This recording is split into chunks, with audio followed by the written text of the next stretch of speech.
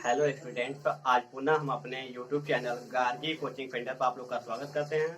और आज के टॉपिक्स में आप लोग को नंबर सिस्टम मैथ का बहुत ही बेस्ट टॉपिक्स है, इसको पढ़ाया जाएगा। और इस टॉपिक्स से हर कंपटीशन एग्जाम में लगभग 2 या 3 नंबर के आते हैं और कभी कभी ऐसा होता है कि 5 नंबर तक भी चले जाते हैं। तो चलते हैं अपने टॉपिक्स पर। नंबर सिस्टम, जिसे हिंदी में संख्या पद्धति के नाम से भी जाना जाता है, और यह मैथ का बहुत ही इम्पोर्टेंट टॉपिक है। लगभग हर कंप्यूटर एग्जाम में इससे कम से कम 2 से 3 और अधिक से अधिक 5 से 8 क्वेश्चन तक पूछे जाते हैं। और यह थोड़ा सा आपका बड़ा टॉपिक है। और इस टॉपिक को शुरुआत करते हुए इस टॉपिक में सबसे पहले हम अधिकांश डेफिनेशन क्लियर करेंगे। इससे संबंधित जितने भी नंबर सिस्टम से डेफिनेशन संबंधित हैं उस डेफिनेशन को अच्छी तरह से क्लियर करेंगे। जैसे में आप लोग का प्राकृतिक संख्या क्या होता है, पूर्ण संख्या क्या होता है, भाज्य संख्या क्या होता है, अभाज्य संख्या क्या होता है, सह अभाज्य संख्या क्या होता है, सम संख्या क्या होता है, विषम संख्या क्या होता है, परिमेय संख्या क्या होता है, अपरिमेय संख्या क्या होता है, वास्तविक संख्या क्या होता है और पूर्णांक संख्या क्या होता है। इन सभी डेफिनेशन को आज हम अच्छी तरह से क्लियर करेंगे और उम्मीद है कि आप लोग को और अच्छी तरह से समझ में आएगा। तो इसे बिना स्किप किए वीडियो को आराम से देखते रहिएगा। तो सबसे पहले चलते हैं प्राकृतिक संख्या, जिसे इंग्लिश में नेचुरल नंबर बोला जाता है। तो देखिए प्राकृतिक संख्या होता क्या है। तो जो गिनती की संख्याएं होती है, गिनती की संख्याओं को ही हम लोग कहते हैं प्राकृतिक संख्या। और यह याद रखिए, गिनती की संख्या हमेशा 1 से प्रारंभ होती है, कभी भी 0 से प्रारंभ नहीं किया जाता। कुछ भी गिनना होता है हम लोग तो 1 से ही गिनते हैं। इसलिए गिनती की संख्याएं जो होती है वो सभी गिनती की संख्याएं, जितनी भी गिनती की संख्याएं होती हैं वो सभी के सभी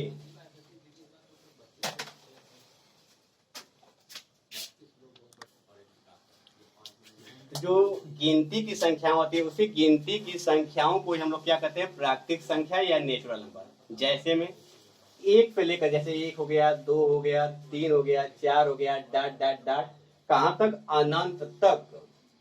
1 से लेकर अनंत तक जितनी भी संख्याएं आप लोग को दिखाई दे, अर्थात गिनती की सभी संख्याओं को हम लोग क्या कहते हैं, प्राकृतिक संख्या कहते हैं, जिसे इंग्लिश में नेचुरल नंबर बोला जाता है।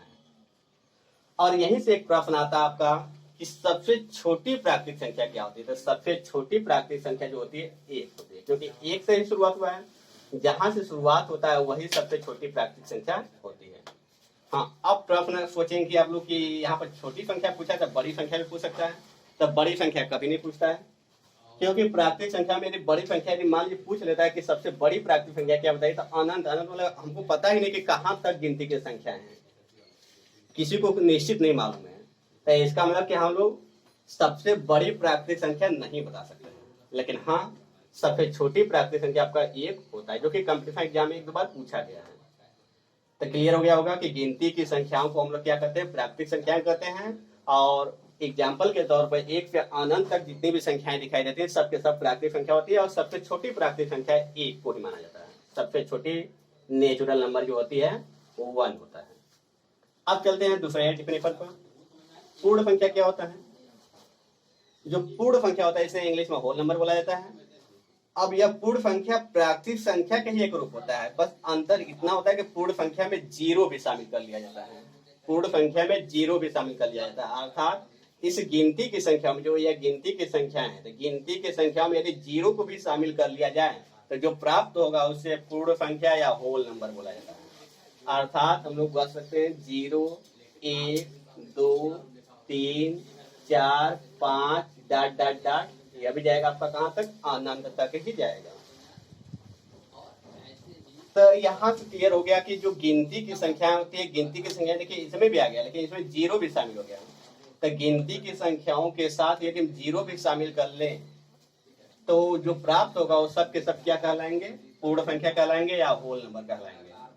तो यहाँ से भी एक प्रश्न हो सकता है कि सबसे छोटी पूर्ण संख्या क्या है। तो सबसे छोटी पूर्ण संख्या आपका क्या होगा, 0 होगा या 0 होगा। सबसे छोटी पूर्ण संख्या आपका 0 होगा। ठीक, अब यदि हमें यही पूछ दे कि यहाँ 4 इसमें भी है, 4 इसमें भी है, तो 4 क्या है, प्राकृतिक संख्या है कि पूर्ण संख्या है। तो 4 आपका प्राकृतिक और पूर्ण संख्या दोनों है, क्योंकि इसमें भी आ रहा है और इसमें भी आ रहा है। 4 आपका जो है प्राकृतिक संख्या भी है और पूर्ण संख्या भी है, मतलब कि नेचुरल नंबर भी है और होल नंबर भी है। क्लियर है? लेकिन ये जो 0 है, यह 0 आपका पूर्ण संख्या है, लेकिन यह 0 प्राकृतिक संख्या में नहीं है, इसलिए 0 प्राकृतिक संख्या नहीं। तो सबसे छोटी प्राकृतिक संख्या 1 और सबसे छोटी पूर्ण संख्या 0 हो गया। तो प्राकृतिक संख्या और पूर्ण संख्या आप लोग को अच्छी तरह से क्लियर हो गया होगा। तो चलते हैं अब भाज्य संख्या को, जिसे इंग्लिश में कंपोजिट नंबर बोला जाता है।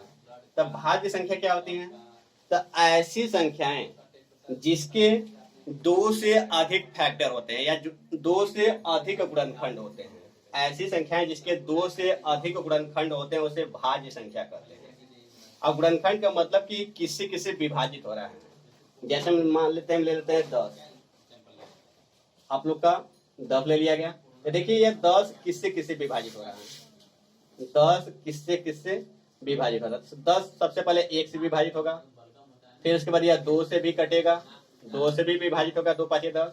अब यह 3 से नहीं कटेगा, 4 से भी नहीं कटेगा, 5 से कटेगा, 5 गुना के 10 हो जाएगा, और 10 से भी कटेगा, 6 से नहीं कटेगा, 7 से भी नहीं कटेगा, 8 से भी नहीं कटेगा, 9 से भी नहीं कटेगा, डायरेक्ट 10 से भी कटेगा। अब इससे बड़ी वाली संख्या से कटेगा नहीं, क्योंकि यह खुद 10 है। इसके बाद जितनी भी बड़ी संख्या आएंगी उससे यह 10 नहीं कटेगा। तो इसका मतलब इफ 10 का जो गुणनखंड है वो कितना हो गया, 1 हो गया, 2 हो गया, 3 हो गया, 4 गुणनखंड हो गया। तो जिसके 2 से अधिक गुणनखंड हो जाते हैं, गुणनखंड को इंग्लिश में फैक्टर बोला जाता है। तो जिस नंबर के या जिस संख्या के 2 से अधिक गुणनखंड हो जाए वह सब के सब आपके भाज्य संख्या होते हैं, जिसे इंग्लिश में कंपोजिट नंबर बोला जाता है। तो इसका मतलब यहाँ पर 10 क्या है, भाज्य संख्या है, कंपोजिट नंबर है। क्यों है? क्योंकि इसमें 2 से अधिक गुणनखंड है। देखिए 1 2 3 4 गुणनखंड हो गए, मतलब 2 से अधिक गुणनखंड दिखाई दिए, इसलिए 10 आपका भाज्य संख्या है। इसी तरह यदि हम ले लिया 8, तो देखते हैं 8 को, 8 1 से कटेगा, 1 से सभी संख्याएं विभाजित होती है, 2 से भी विभाजित होगा, और उसके बाद 4 से भी विभाजित होगा, उसके बाद यह 4 से विभाजित होगा, 5 से कटेगा नहीं, 6 से कटेगा नहीं, आपका सीधे डायरेक्ट 8 से कटेगा। तो इसका मतलब यहाँ भी देखा है, तो इस 8 के भी आपके 4 फैक्टर हो गए, मतलब 4 गुणनखंड हो गए। तो इसका मतलब कि 2 से अधिक गुणनखंड है। तो जब 2 से अधिक गुणनखंड है तो इसका मतलब 8 भी आपका क्या है, भाज्य संख्या है। अब थोड़ा फिर एक इसका विपरीत ले लेते हैं, जैसे एग्जाम्पल से न मिले, जैसे आपका 5 ले लिए, तो 5 जो है 1 से कटेगा, 2 से नहीं कटेगा, 3 से भी नहीं कटेगा, 4 से भी नहीं कटेगा, अब डायरेक्ट या किससे कटेगा, 5 से कटेगा। तो इस समय देखिए इसके कितने गुणनखंड है, तो केवल 2 गुणनखंड है। तो 5 के केवल 2 गुणनखंड है, लेकिन हम परिभाषा में क्या बोलते हैं कि भाज्य संख्याएं वे संख्या होती है जिसके 2 से अधिक गुणनखंड होते हैं। तो यहाँ पर केवल 2 ही गुणनखंड है, इसका मतलब कि यह आपका भाज्य संख्या नहीं है, लेकिन यह आपका भाज्य संख्या है और यह भाज्य संख्या है। 2 से अधिक गुणनखंड होना चाहिए, 2 नहीं होना चाहिए, 2 से अधिक गुणनखंड होना चाहिए। तो उम्मीद है कि अभी आप लोगों को क्लियर हो गया होगा भाज्य संख्या या कंपोजिट नंबर क्या होता है। अब अभाज्य संख्या, या इस पे भी थोड़ा सा एक प्रश्न बन सकता है कि सबसे छोटी भाज्य संख्या क्या होती है। तो सबसे छोटी भाज्य संख्या आप लोग का होता है, 1 तो होगा नहीं, 2 होगा नहीं, 3 होगा नहीं, 4 होता है।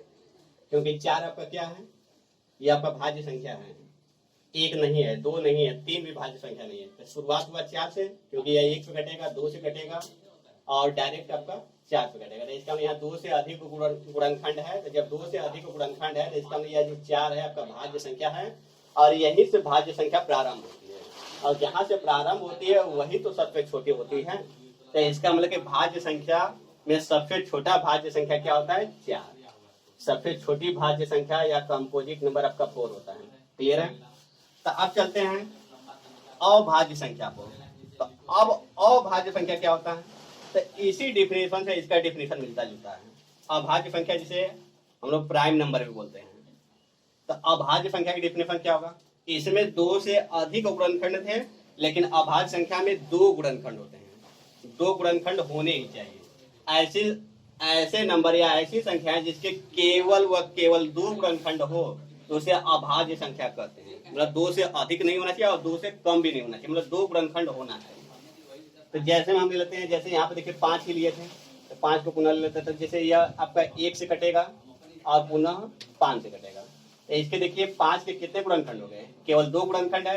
तो जिसके केवल 2 गुणनखंड होते हैं वो आपके क्या होते हैं, अभाज्य संख्या होती है। जिसके केवल 2 गुणनखंड होंगे वह अभाज्य संख्या होंगे। अब इसी तरह पूछे कि यदि यह जो 2 है वह अभाज्य संख्या है कि नहीं, तो इसका भी देखते हैं। तो यह 2 जो है 1 से कटेगा और 2 से भी कटेगा और किसी अन्य संख्या से नहीं कटेगा। इसका मतलब इसके भी 2 गुणनखंड है, तो इसके भी 2 गुणनखंड है। इसका मतलब 2, या जो 2 है यह भी क्या है आपका अभाज्य संख्या या प्राइम नंबर है। तो जिसके जिसके 2 गुणनखंड होंगे वह सब के सब अभाज्य संख्या या प्राइम नंबर होंगे। इसी तरह 3 ले लेते हैं, तो 3 देखिए 1 से कटेगा और 3 से कटेगा और किसी अन्य संख्या से नहीं कटेगा। इसका मतलब कि इस 3 के भी केवल 2 ही गुणनखंड है, तो इसका मतलब 3 भी क्या आपका अभाज्य संख्या या प्राइम नंबर है। अब यहाँ प्रश्न उठ सकता है कि एक अभाज्य संख्या है कि नहीं, तो एक अभाज्य संख्या है कि नहीं, तो हम एक के गुणनखंड निकालते हैं, देखते हैं यदि 2 गुणनखंड हो जाएंगे तो अभाज्य संख्या होगा, अन्यथा नहीं होगा। तो एक जो है 1 से कटेगा, 1 से कटेगा और किसी संख्या से कटेगा ही। एक जो है केवल 1 से ही कटेगा और किसी संख्या से नहीं कटेगा। इसका मतलब कि इस एक का केवल एक ही गुणनखंड है, इस एक का केवल एक ही गुणनखंड है। और हम इसका डिफिनेशन जब बताए थे अभाज्य संख्या का, तो अभाज्य संख्या के डिफिनेशन बताया गया था कि कम से कम 2 गुणनखंड होना चाहिए, मतलब 2 गुणनखंड होना चाहिए, 2 से न तो अधिक होना चाहिए न तो 2 से कम होना चाहिए। तो यहाँ पर आपका 2 गुणनखंड नहीं हुआ, एक के केवल एक ही गुणनखंड है, तो इसमें एक जो है आपका अभाज्य संख्या नहीं है। तो अब यहाँ भी प्रश्न उठ सकता है कि सबसे छोटी अभाज्य संख्या क्या होगा। तो प्रारंभ कहाँ से हुआ, 2 से प्रारंभ होता है, एक तो है नहीं, उसके बाद 2 अभाज्य संख्या है, तो इसका 2 सबसे छोटी अभाज्य संख्या है। तो उम्मीद है कि आप लोग को अभाज्य संख्या भी क्लियर हो गया होगा कि ऐसी संख्याएं जिसके 2 गुणनखंड होते हैं उसे क्या कहते हैं, अभाज्य संख्या कहते हैं। और एक अभाज्य संख्या क्यों नहीं है, क्योंकि इसके केवल एक गुणनखंड है, 2 गुणनखंड हो ही नहीं पा रहा है। यह अभाज्य संख्या नहीं है, तो इसके बाद जो 2 है तो वह अभाज्य संख्या है। इसका मतलब सबसे छोटी अभाज्य संख्या क्या होती है, 2 होती है। तो आप लोग को प्राकृतिक संख्या, पूर्ण संख्या, भाज्य संख्या, अभाज्य संख्या चारों अच्छी तरह से क्लियर हो गया होगा। सबसे छोटी प्राकृतिक संख्या आपका 1 था और सबसे छोटी पूर्ण संख्या 0 था और सबसे छोटी भाज्य संख्या 4 था और सबसे छोटी अभाज्य संख्या 2 था। तो अब चलते हैं अगले टॉपिक को, सह अभाज्य संख्या क्या। तो देखिएगा आपका प्राकृतिक संख्या, पूर्ण संख्या, भाज्य संख्या, अभाज्य संख्या चारों अच्छी तरह से क्लियर हो गया था। अब चलते हैं हम लोग सह अभाज्य संख्या को।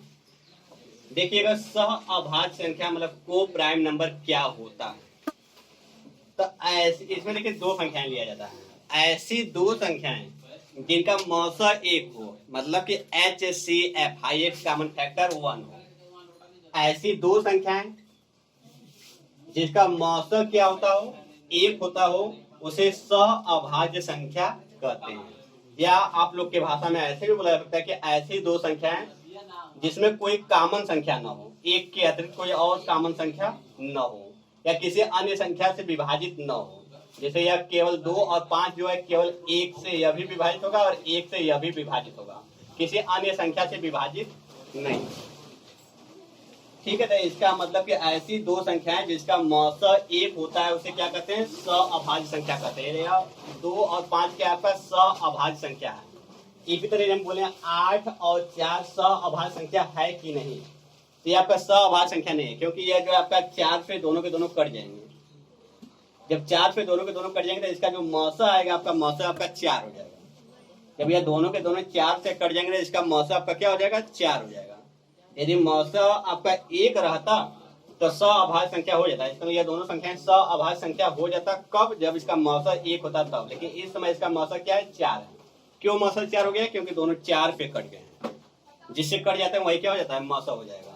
तो इसका मतलब आपका क्या सह अभाज्य संख्या नहीं है, लेकिन यह 2 और 5 सह अभाज्य संख्या है। और इसी तरह एक सह अभाज्य संख्या और ले लेते हैं, जैसे 7 और 8, यह भी सह अभाज्य संख्या है, क्योंकि 7 और 8 किसी अन्य संख्या से विभाजित नहीं होंगे, दोनों के दोनों वह 1 से ही विभाजित होंगे। दोनों के दोनों 7 और 8 दोनों के दोनों 1 से विभाजित होगा और 1 से विभाजित होने के कारण 7 और 8 का जो मौसा है वो 1 है, और जब मौसा 1 है तो यह दोनों संख्याएं क्या होंगी, सह अभाज्य संख्या होगी। एक एग्जांपल और लेते हैं, 9 और 10, तो यह दोनों भी क्या है, सह अभाज्य संख्याएं हैं। लेकिन यह 8 और 4 सभाज्य संख्या नहीं है क्योंकि इसका मात्रा 4 हो गया। तो अब चलते हैं सम संख्या पर। और यह दोनों परिभाषा आप लोग अच्छी तरह जानते भी होंगे। ऐसी संख्याएं जो 2 से विभाजित हो जाती है उसे सम संख्या या इवेन नंबर बोलते हैं। या ऐसे बोल सकते हैं कि ऐसी संख्याएं जिसके लास्ट में 0, 2, 4, 6 और 8 दिखाई दे, जिसके अंत में या जिसके लास्ट में 0, 2, 4, 6, 8 दिखाई देगा वह सम संख्या होगा। तो जैसे मेरे पूछ रहे कि 48 सम संख्या है कि नहीं, तो यह सम संख्या है क्योंकि 8 दिखाई दे रहा है। लास्ट में यदि 0 या 2 या 4 या 6 या 8 में से कुछ भी दिखाई दे लास्ट में, शुरुआत में नहीं, तो वो आपका क्या होगा, सम संख्या होगा। इसका यह सम संख्या है। यदि बोलते 506 यह सम संख्या है कि नहीं, तो लास्ट में क्या है 6, तो इसमें से दिखाई दे रहा है, इसका मतलब यह भी सम संख्या है। यदि बोलते हैं आपका 477 सम संख्या है कि नहीं, तो आपका लास्ट में क्या है 7, जो कि इसमें से नहीं दिखाई दे रहा है। यदि 0, 2, 4, 6, 8 लास्ट में दिखाई देगा तो आपका सम संख्या या इवेन नंबर रहेगा। तो इसका मतलब आपका सम संख्या नहीं है क्योंकि लास्ट में आपका 7 दिखाई दे रहा है, 0, 2, 4, 6, 8 नहीं दिखाई दे रहा। तो आप लोग का सम संख्या भी अच्छी तरह क्लियर हो गया होगा। अब चलते हैं विषम संख्या पर। तब विषम संख्या में क्या होता है कि ऐसी संख्याएं जो 2 से विभाजित नहीं होती हैं, अर्थात जिसके लास्ट में 0, 2, 4, 6, 8 के अतिरिक्त कोई और संख्या दिखाई दे। इसमें 0, 2, 4, 6, 8 अंत में दिखाई देना चाहिए, एस अंत में दिखाई देना चाहिए। और 0, 2, 4, 6, 8 विषम संख्या वाले में नो, मतलब लास्ट में नहीं दिखाई देना चाहिए। ये लास्ट में 0, 2, 4, 6, 8 दिखाई देगा तो वो सम संख्या मतलब इवेन नंबर कहलाएगा। और यदि लास्ट में 0, 2, 4, 6, 8 नो मतलब नहीं दिखाई देगा लास्ट में, वह विषम संख्या कहलाएगा, ऑड नंबर कहलाएगा।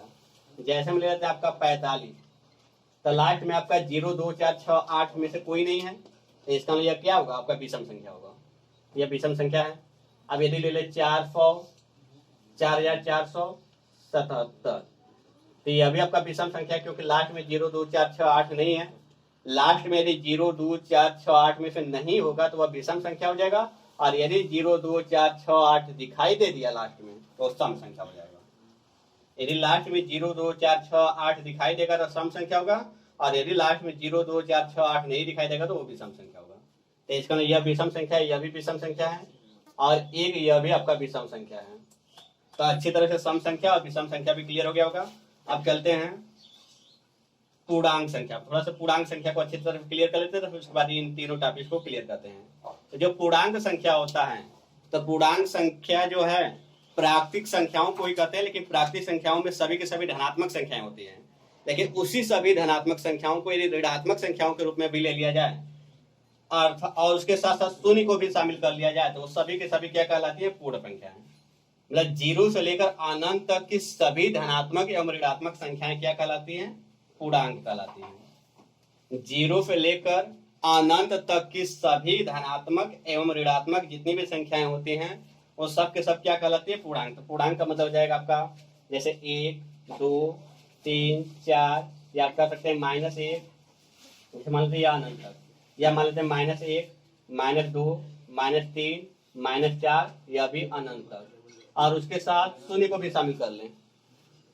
मतलब 0 से लेकर अनंत तक जितनी भी नंबर होती हैं उन सभी को धनात्मक और ऋणात्मक और उसके साथ शून्य को भी शामिल कर लिया जाए तो सभी की सभी संख्याएं क्या कहलाती है, पूर्णांक संख्या कहलाती है, दशमलव छोड़कर, दशमलव में नहीं होना चाहिए। तो आप लोग का पूर्णांक संख्या भी क्लियर हो गया होगा। यदि यहीं तो कोई पूछ दे कि यहाँ पर 4.5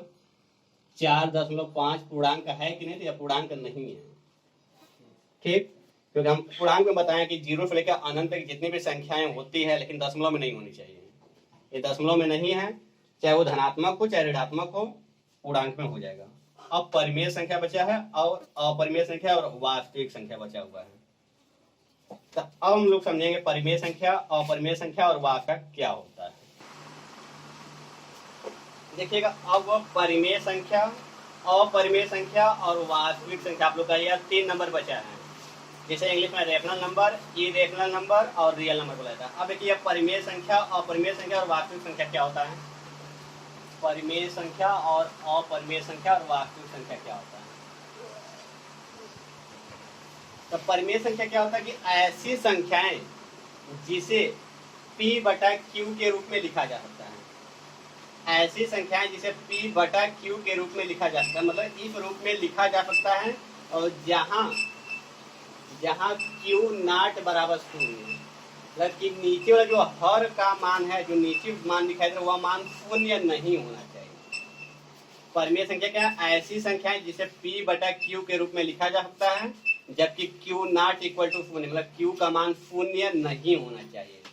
जैसे में आपका 4/3 क्या है? परिमेय संख्या है, मतलब रेशनल नंबर है। 3/6 भी क्या है? आपका परिमेय संख्या है। 8/2 भी जो है आपका परिमेय संख्या है। और इसी तरह आपकी गिनती की सभी संख्याएं, जैसे आपका 1 हो जाएगा, 2 हो जाएगा, 3 हो जाएगा, 4 हो जाएगा, ये सब के सब क्या है? परिमेय संख्या है, क्योंकि इसके बटा भी तो हम 1 मान ही सकते हैं। इन सभी संख्याओं के बटा में क्या माना जा सकता है? 1 माना जा सकता है। इसका मतलब ये सब के सब क्या है? परिमेय संख्या है। आप लोग को अच्छी तरह क्लियर हो गया होगा कि ऐसी संख्या जिसे P बटा Q के रूप में लिख सकते हैं, और जहां Q नॉट इक्वल टू शून्य हो, उसे क्या कहते हैं? परिमेय संख्या कहते हैं। और परिमेय संख्या में कुछ एग्जाम्पल आते हैं, जैसे आपका 4.36, या दशमलव वाली संख्याएं भी परिमेय संख्या में ही जाती है। 4.36 हो गया, या हो सकता है 4.2 भी हो गया, या 4.56, 4.5684, यह भी आपका क्या है? परिमेय संख्या है, मतलब रेशनल नंबर है। या कह सकते हैं 0.3468, यह भी क्या है आपका? यह सबके सब परिमेय संख्या। और भी एग्जाम्पल आते हैं, जैसे में एग्जाम्पल हो जाएगा आपका 3.333, ऐसे हो जाएगा डॉट डॉट डॉट। इसका मतलब डॉट डॉट डॉट का मतलब हुआ कि आगे 3 बार बार आएगा, अभी या लाख तक आएगा। इसमें देखिए डॉट डॉट डॉट नहीं लगाया गया, इसका मतलब कि यह सबके सब समाप्त हो चुके हैं। इसके बाद आगे संख्या नहीं आएगी, इसके बाद आगे संख्या नहीं आएगी, इसके बाद आगे संख्या नहीं आएगी, इसके बाद आगे संख्या नहीं आएगी। लेकिन यहाँ पर दशमलव के बाद जो संख्या था, संख्या के बाद डॉट लगाया गया है, या डॉट लगाया गया। डॉट का मतलब होता है कि आगे संख्या और भी आएंगी। और कौन सी संख्या आएंगी? तो यह संख्या जो बार बार दिखाई दे रहा है, इसका मतलब वही संख्या बार बार आएंगी। आपका इसी तरह हो जाएगा आपका 4 मान लेते हैं 2.5, या 2.5, या 2.5, ऐसे भी हो सकते हैं डॉट डॉट डॉट। इसका मतलब कि आगे क्या आएगा?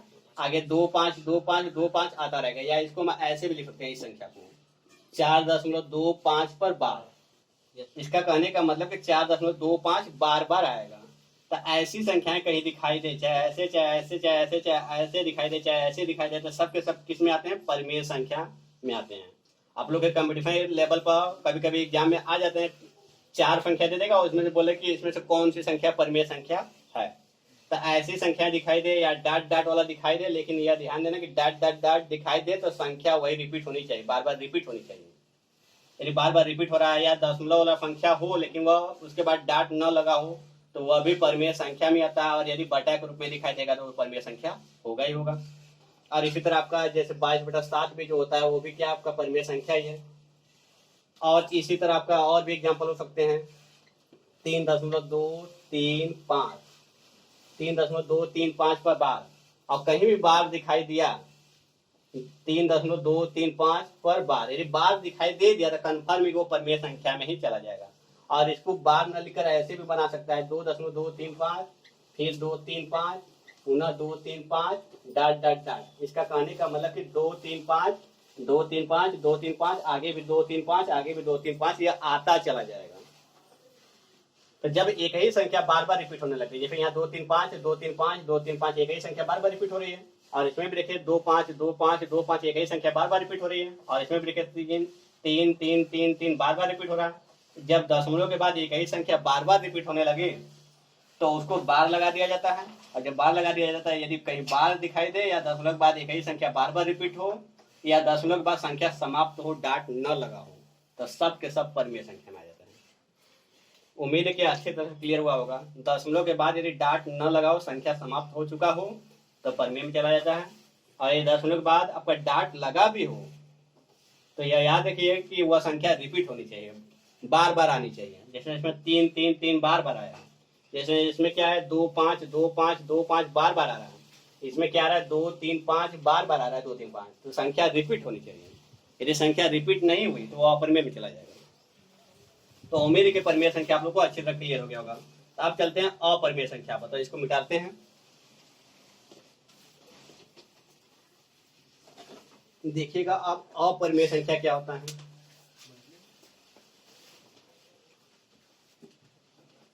अपरिमेय संख्या, अपरिमेय संख्या मतलब इरेशनल नंबर।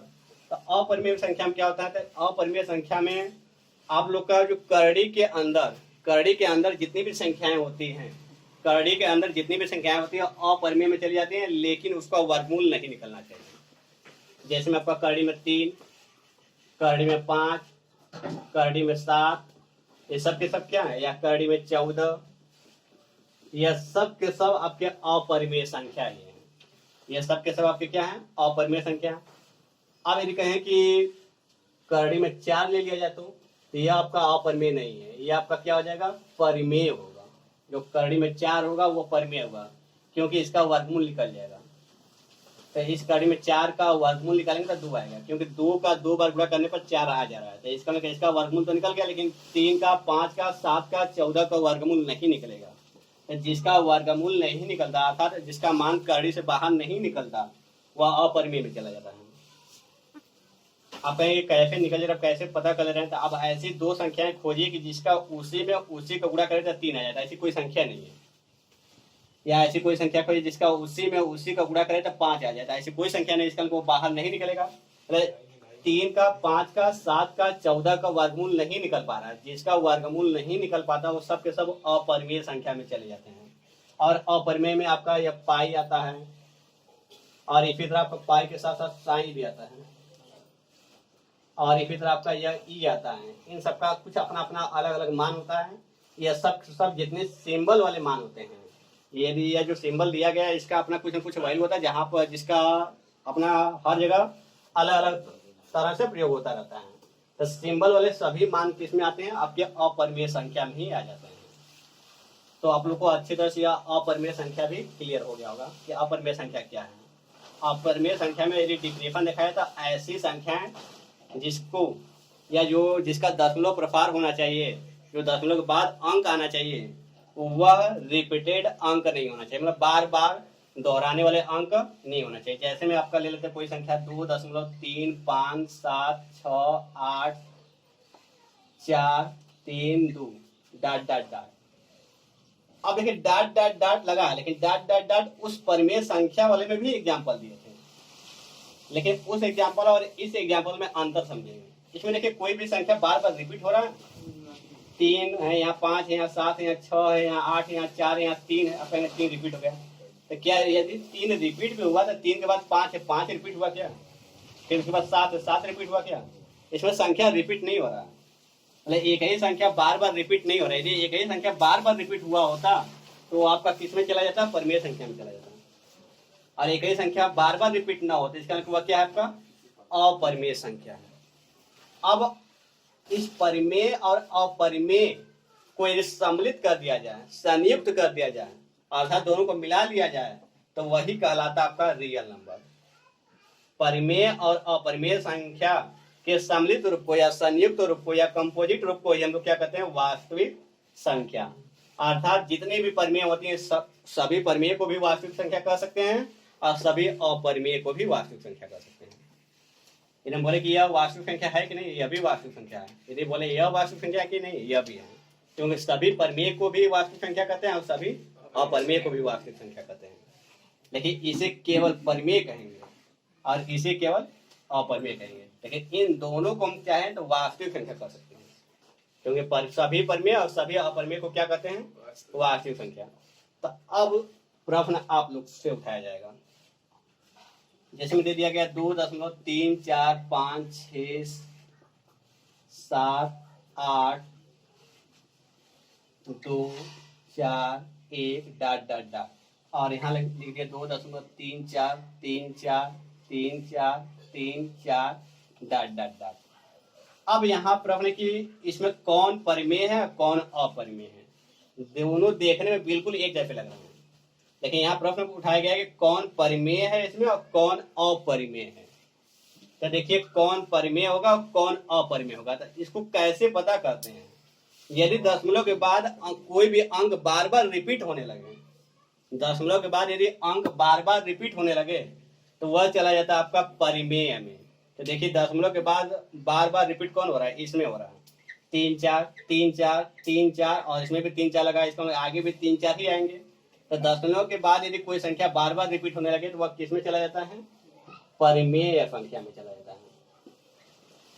और यदि दशमलव के बाद संख्या रिपीट न हो, दशमलव के बाद संख्या रिपीट न हो, देखिए इसमें कोई भी संख्या रिपीट नहीं हुआ है, तो दशमलव के बाद संख्या यदि रिपीट न हो तो इसका मतलब किस में चला जाता है? अपरिमेय संख्या में चला जाता है। आप लोग सोच रहे होंगे कि यहाँ 4 रिपीट हो गया होगा, लेकिन 4 रिपीट हुआ है तो आप सोचिए कि 4 के बाद 5 भी है, तो क्या 4 के बाद 5 आ रहा है? इसका मतलब यह रिपीट नहीं हो रहा है। इसके बाद आगे कौन सी संख्या आएगी हमको नहीं मालूम है। यदि लास्ट वाली संख्या अब इसके बाद क्या आएगी यदि हमको नहीं पता है तो वो आपका किस में चला जाता है? अपरिमेय में। और यदि लास्ट वाला संख्या हमको मालूम है कि उसके बाद क्या आएगा, वह किस में चला जाएगा? परिमेय संख्या में। क्योंकि इसके बाद हमको पता है कि 3 4 बार बार लगा हुआ, तो इसका मतलब 3 4 ही आएगा। ये क्लियर है? यदि दशमलव के बाद संख्या रिपीट होने लगे तो वह परिमेय में चला जाता है, और दशमलव के बाद संख्या रिपीट न हो तो किस में चला जाता है? अपरिमेय में चला जाता है। तो उम्मीद है कि आप लोग को जितने भी टॉपिक्स थे पूरे टॉपिक्स अच्छी तरह से क्लियर हुए होंगे। और यदि फिर भी यदि कोई प्रॉब्लम हो रह गया होगा तो आप लोग वीडियोस को एक बार और थोड़ा से आराम से बिना पॉज किए हुए, आराम थोड़ा सा इसको बिना स्किप किए हुए अच्छी तरह से देख लीजिएगा, और उम्मीद है कि समझ में आ जाएगा आप लोग को। और हो सके तो ऐसे वीडियोज को लगातार प्राप्त करने के लिए हमारे चैनल गार्गी कोचिंग सेंटर को आप लोग लाइक और सब्सक्राइब करें, जिससे हमारे हर वीडियोज का नोटिफिकेशन आपके यहाँ पहुँचता रहे। तो आज के लिए बस इतना ही। Good bye students, thanks for watching video.